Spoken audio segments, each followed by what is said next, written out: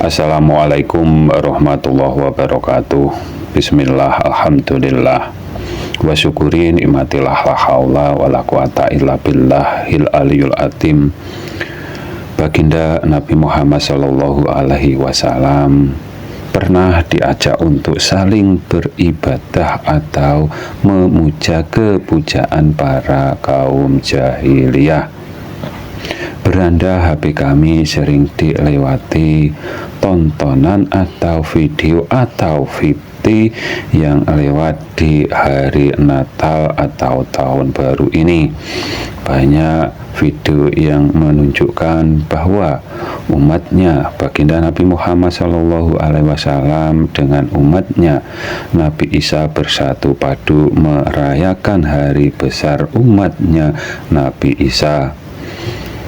Kalau kita atau kami lihat secara kacamata umum itu sangatlah baik sekali, akan tetapi kalau kita pandang dengan kacamata keimanan atau secara agama sangatlah merusak akidah. Bukan berarti kami bilang itu sesat kepada pelakunya, tidak sama sekali.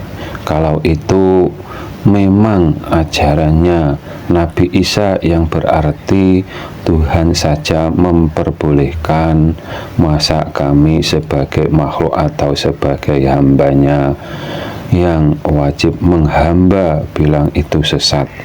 Dan tentunya kami tidak pantas bila bilang begitu.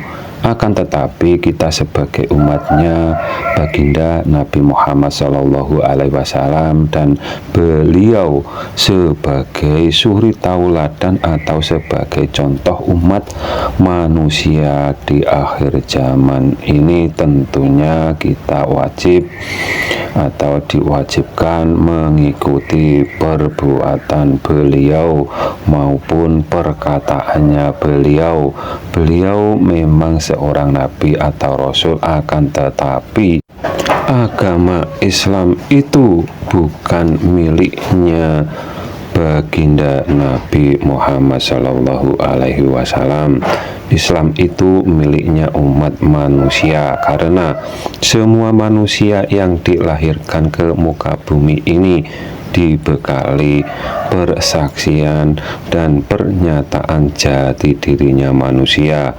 Di awal kehidupannya manusia yang akan dilahirkan ibunya, calon si bayi di situ, bayi yang dilahirkan di situ disebut tanah suci si bayi, dan pernyataan jati dirinya si bayi untuk dilaksanakan agar sampai akhir hayatnya tetap iman Islam. Dan yang disebut Islam itu iman kepada yang telah meniupkan ruh kalian atau yang telah meniupkan ruhnya semua manusia atau yang menciptakan semua alam beserta semua isinya.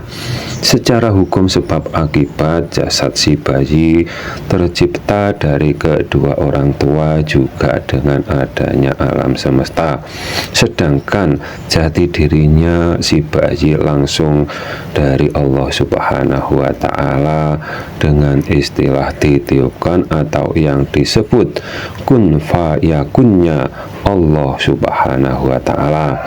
Kami sebut demikian karena zatnya Allah Subhanahu wa Ta'ala itu tidak berjisim. Ini dari pengertian seruan ayat Al-Quran yang berarti dari perkataannya Allah Subhanahu wa Ta'ala. Kita memang diwajibkan toleransi antar umat agama, seperti kisah bila kita masak ikan asin baunya tercium oleh tetangga. Bila ikan asin itu banyak agar untuk berbagi ke tetangga kita, bukan tetangga kita hanya baunya saja yang kita bagi ke tetangga non muslim tersebut. Toleransi antar agama diatur dengan ayat lakum dinukum waliyatin, karena agama itu hubungannya hamba dengan Tuhannya dan jati dirinya manusia yang telah menyatakan hanya Dia yang berhak dituhankan. Setelah akhir balik, semua manusia diwajibkan bersahadat lagi seperti yang dilakukan jati dirinya, dan itu memang hanya dapat dimakrifati dengan jati dirinya atau rohaninya saja.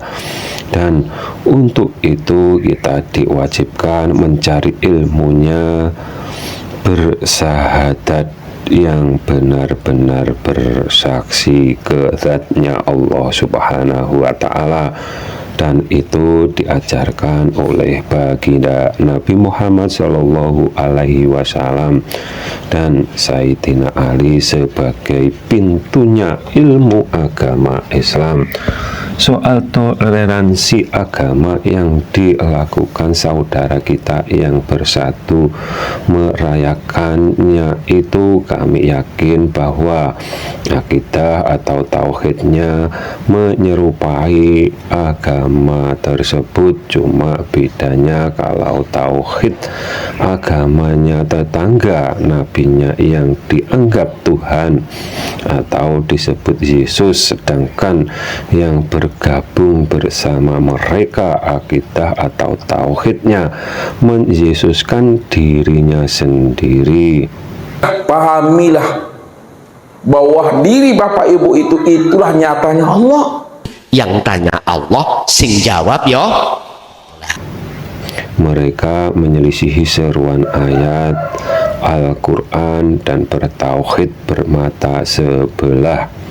Dalam kurung hanya iman sisi ayat Allah titik-titik dekat titik-titik saja, dan menyelisihi sisi ayat Allah titik-titik di atas titik-titik yang dikiaskan seperti pembawa fitnah akhir zaman yang matanya hanya sebelah atau bermata satu. Apabila ada kata yang salah, kami mohon maaf. Akhiru salam, wassalamualaikum warahmatullahi wabarakatuh.